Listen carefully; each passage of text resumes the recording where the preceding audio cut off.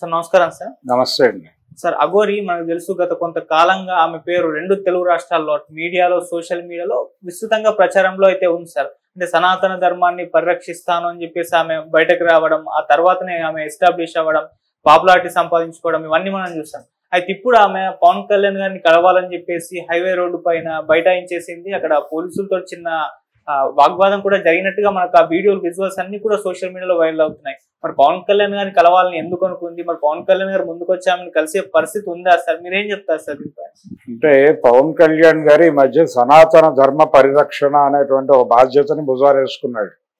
అఘోరి కూడా అఘోరి మాత అంటున్నారు, మనం కూడా అఘోరి మాత అనే అందాం. అఘోరి మాత కూడా సనాతన ధర్మ పరిరక్షణ అనేటువంటి ఒక బృహత్తరమైనటువంటి బాధ్యత భుజాన వేసుకుని ఉంది.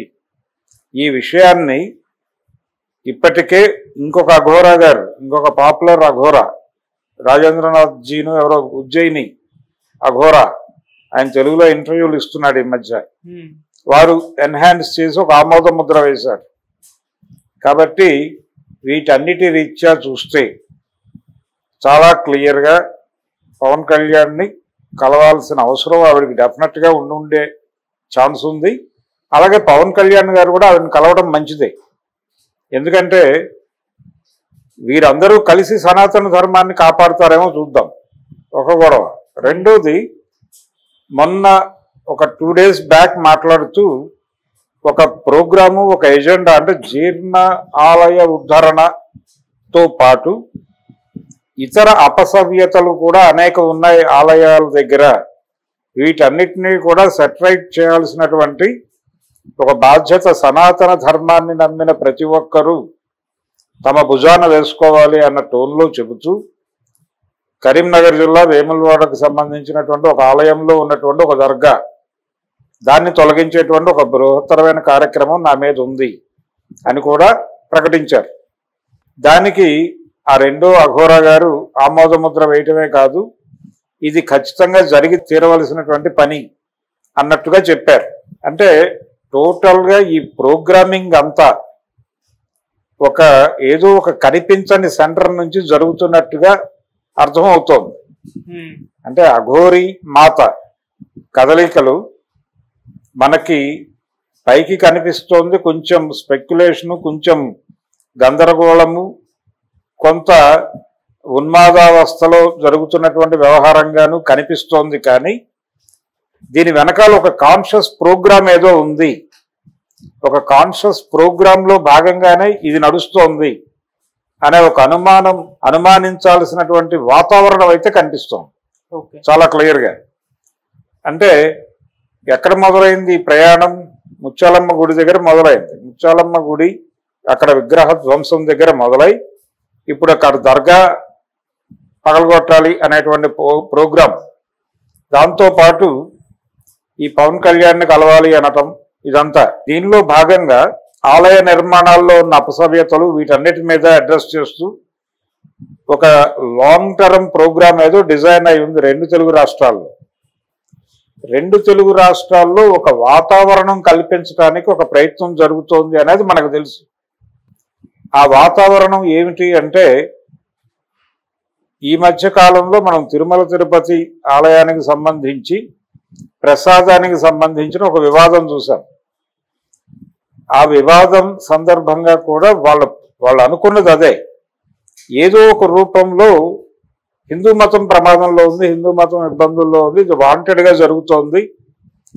దీన్ని ఏదో ఒక రూపంలో ప్రజల మనస్సుల్లో లైవ్గా ఉంచడానికి ఒక ప్రయత్నం జరుగుతోంది. ఆ ప్రయత్నం వెనకాల రాజకీయ ప్రయోజనాలు ఉన్నాయి. ఈ రాజకీయ ప్రయోజనాల మేరకు ఈ ప్రోగ్రాం నడుస్తున్నట్టుగా అనిపిస్తోంది. ఈ అఘోరి మాత ప్రయాణం అంటే ఆవిడకి వెసులుబాటు కల్పిస్తున్నారు, మాట్లాడటానికి వెసులుబాటు దొరుకుతోంది. ఆవిడ ధర్నాలు చేస్తోంది, రాస్తారోకోలు చేస్తుంది, ఆందోళనలు చేస్తుంది, వెళ్ళి ఘర్షణ పడుతుంది అధికారులతో, ఇవన్నీ జరుగుతున్నాయి. కానీ ప్రతి చోట ఒక వెసులుబాటు దొరుకుతోంది, ఒక వెసులుబాటు కనిపించని ఒక వెసులుబాటు నడుస్తోంది. అంటే ఒక ప్రచారం నడుస్తోంది ఆ చుట్టూ.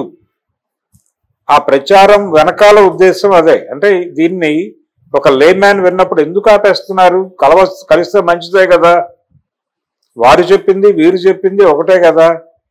హిందూ మతోద్ధరణ కార్యక్రమమే వారు మాట్లాడారు. సనాతన ధర్మోద్ధరణే తన లక్ష్యంగా ఆయన ప్రకటించాడు. సనాతన ధర్మానికి ఇబ్బంది జరుగుతోందని కదా అఘోరీ మాత తిరుగుతోంది. కాబట్టి ఈవిడ్ని ఆయన కలవటం అనేది మంచి అవుతుంది తప్ప చెడు కాదు కదా. ఎందుకని కలవరని ఒక కామన్ మ్యాన్ అనుకుంటాడు.